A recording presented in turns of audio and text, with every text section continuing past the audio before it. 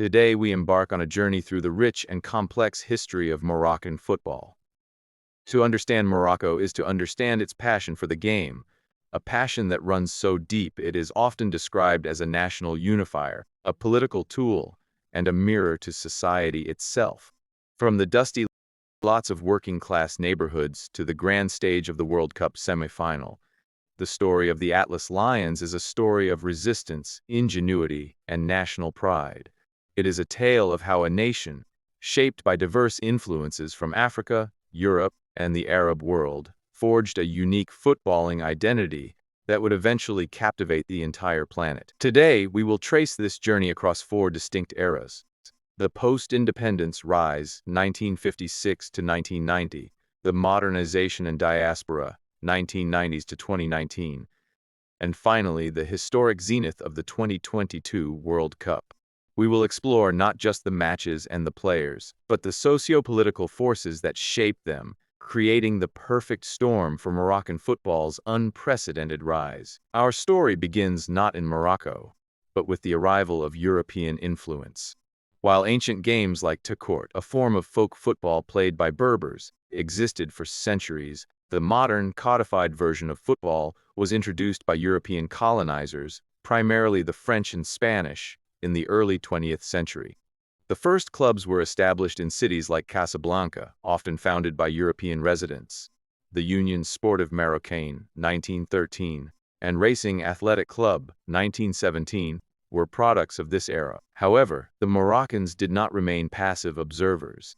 They embraced the sport and made it their own. The first official competitions began to take shape, with the Moroccan Football League Association being created in 1922, placing Moroccan football under the aegis of the French Federation. But beneath the surface of organized colonial sport, a powerful force was brewing. Football was becoming a vehicle for nationalist expression. The most potent example of this is the founding of Raja Club Athletic in 1949. Raja was not born in a boardroom, but in the cafes of Derb Sultan, a working-class district of Casablanca and a hotbed of resistance against French rule. A group of nationalists, trade unionists, and intellectuals envisioned a club that would be purely Moroccan, a symbol of identity and defiance. They faced an immediate obstacle.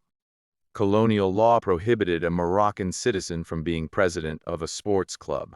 In a brilliant act of subversion, they elected an Algerian, Nabi Raihani, who held French nationality, as their first president, bypassing the colonial authorities. The club's chosen colors, green, the color of Islam, and its emblem, the eagle, were symbols of their proud identity. Raja, meaning hope, was more than a football team. It was a declaration of cultural and political existence. This period also saw the emergence of the first Moroccan superstars, most notably Larbi Ben Barak. Dubbed the Black Pearl, Ben Barak dazzled audiences in France with Olympique de Marseille, and in Spain with Atletico Madrid in the 1940s and 50s, becoming one of the first global icons of African football and a source of immense pride for his homeland. The seeds of Moroccan football were sown in this colonial soil, but they grew into a distinctly Moroccan tree, rooted in resistance and national pride. With independence in 1956, Morocco was faced with the task of building a nation from the ground up, and football was central to that project.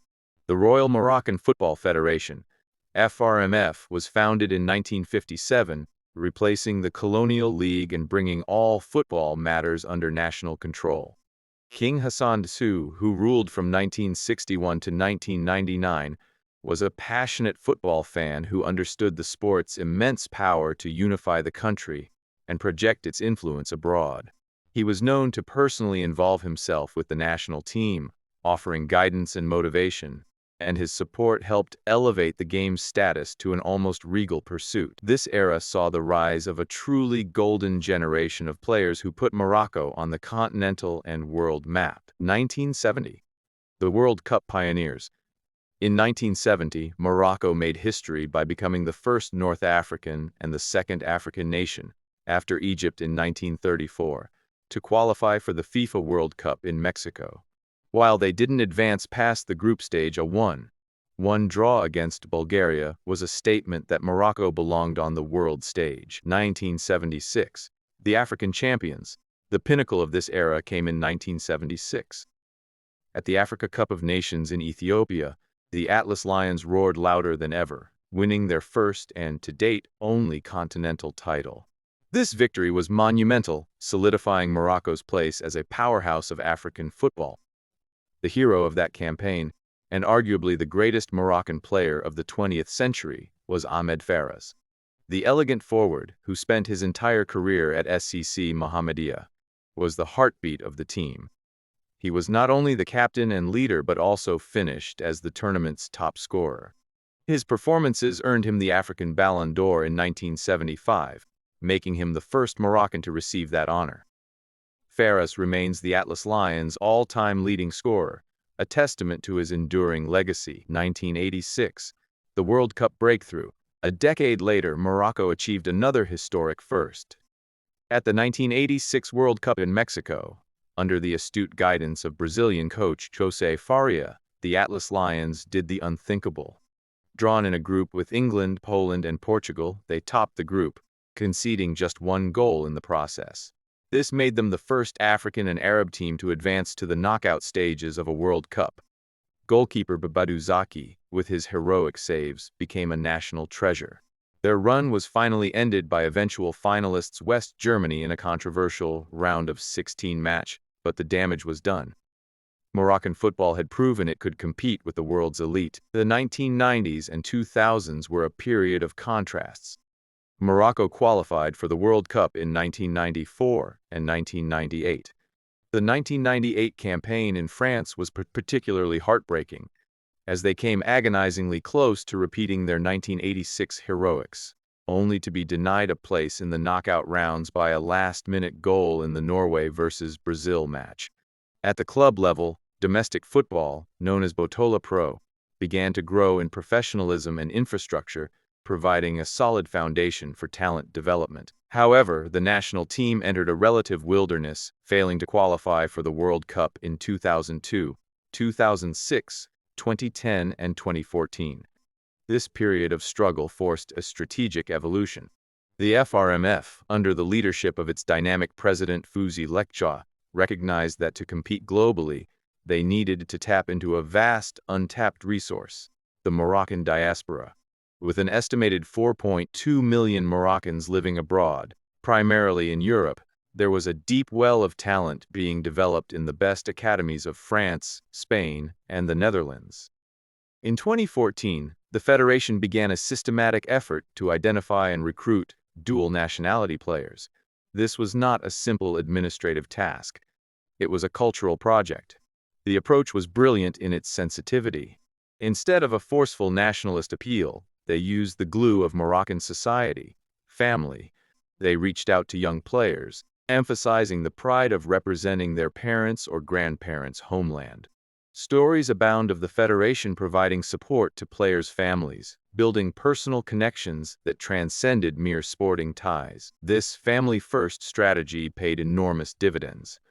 Players like Hakim Ziyech, born in the Netherlands, and Achraf Hakimi, born in Spain, who felt a sense of otherness in their countries of birth despite holding citizenship, found a profound sense of belonging with Morocco. They chose the Atlas Lions not as a second option, but as a primary expression of their identity.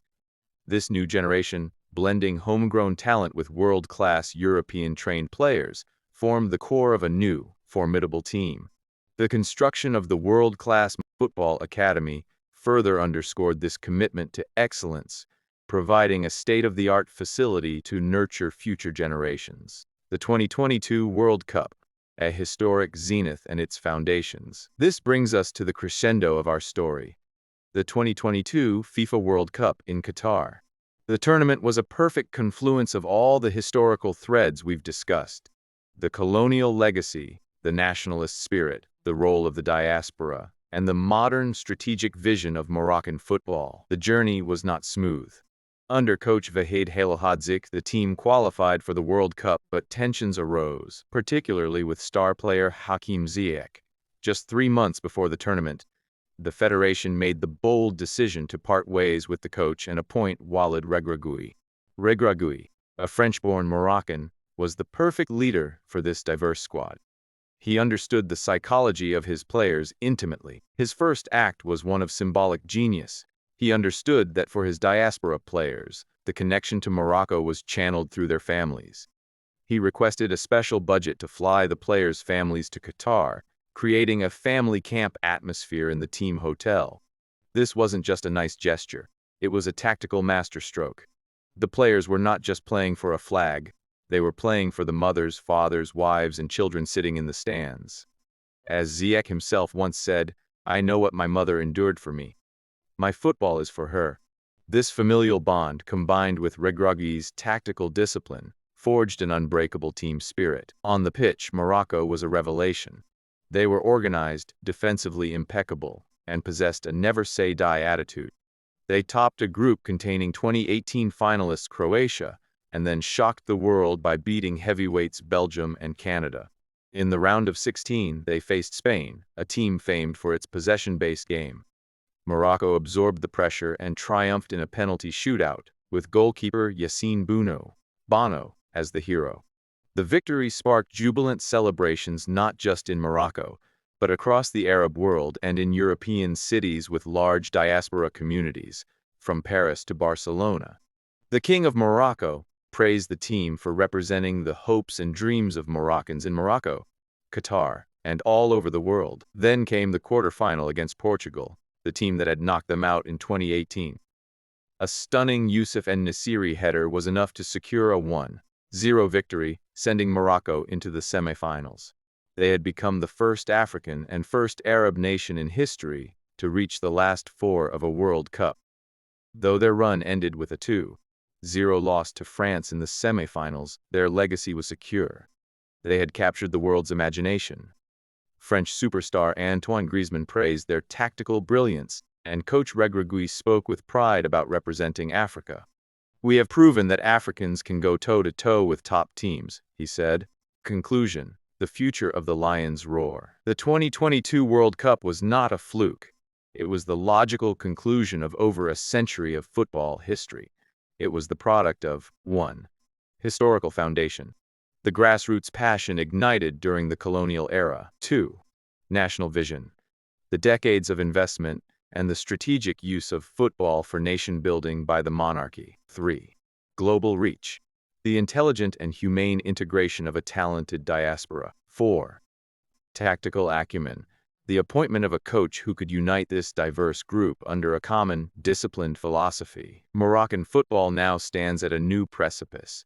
The world no longer sees them as underdogs but as trailblazers. The challenge is to sustain this success, to build on the legacy of Ahmed Faris, Badou Zaki, and the heroes of 2022. With continued investment in youth development at academy and a deep connection to its diaspora, the future is bright. The Lions have proven they can roar with the mightiest.